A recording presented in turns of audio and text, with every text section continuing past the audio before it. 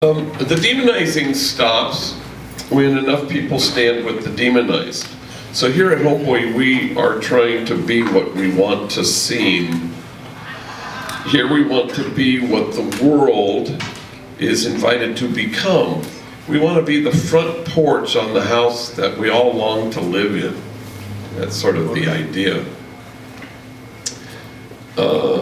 Years ago, there was a homie named Richie who I knew since a little kid, like probably met him when he was 13 or something. I remember I went to his apartment in the housing projects, and he showed me his room, which was a closet, which had this kind of crappy little mattress that filled the whole space. He loved that room because it kind of was his refuge. Later on, he got into a gang, and once I saw him on a Friday afternoon around 5, and I said, "What are you doing in the projects? You don't live here anymore." Now he was like in his mid-20s. And he said, "Well, I'm just visiting." I said, "Well, may I have your attention, please? The visiting hours are now over." So he tried to change the subject. He goes, "Congratulate me." I said, "Why?" Because on Monday, I'm going to start classes at Rio Hondo College. I said, "Congratulations, nice going. Now go home." Well, he never made it home. 2 hours later, he was about to enter the freeway, and somebody saw him and shot him. And one bullet in the head, and he was brain dead. So he's at White Memorial Hospital and connected to machines, and his lady and kids and friends all came by and kissed him, were very tender with him, draped rosarios over him. Had a gang of tattoos. One of his tattoos on his chest said, "I'm still here."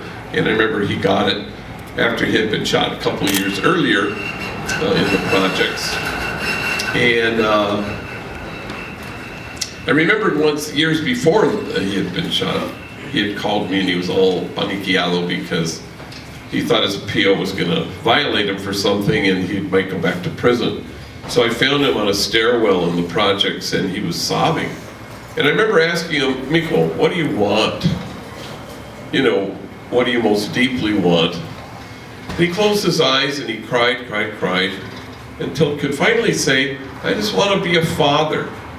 He had 2 kids. But I don't know how to be a father.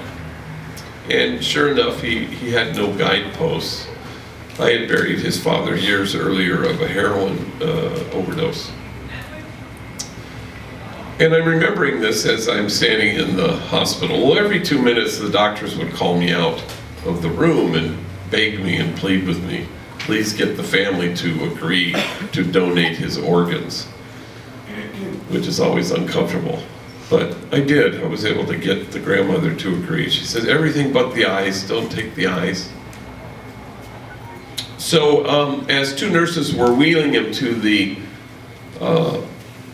surgery to harvest his organs, one nurse, no doubt noticing all the tattoos, shook her head with great disgust, and she said, "Wow, who would want this monster's heart?"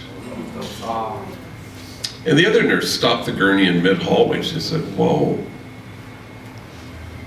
how dare you call this kid a monster?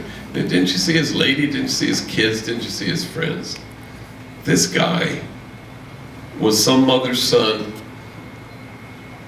Shame on you." The only reason I know that story was I gave a gang-in service at White Memorial, and she told it in front of the whole crowd during the Q&A session. And she cried the whole time she told it. And then she said, "I cried all the way home that night." And I said, "Good for you." The demonizing of anybody, homeless, gang members, felons, immigrants, the demonizing only stops when enough people stand with the demonized. Here we're just trying to be what we want to seem. We want to be what we think the world is invited to become, a community of kinship. We're trying to be the front porch on the house everyone longs to live in.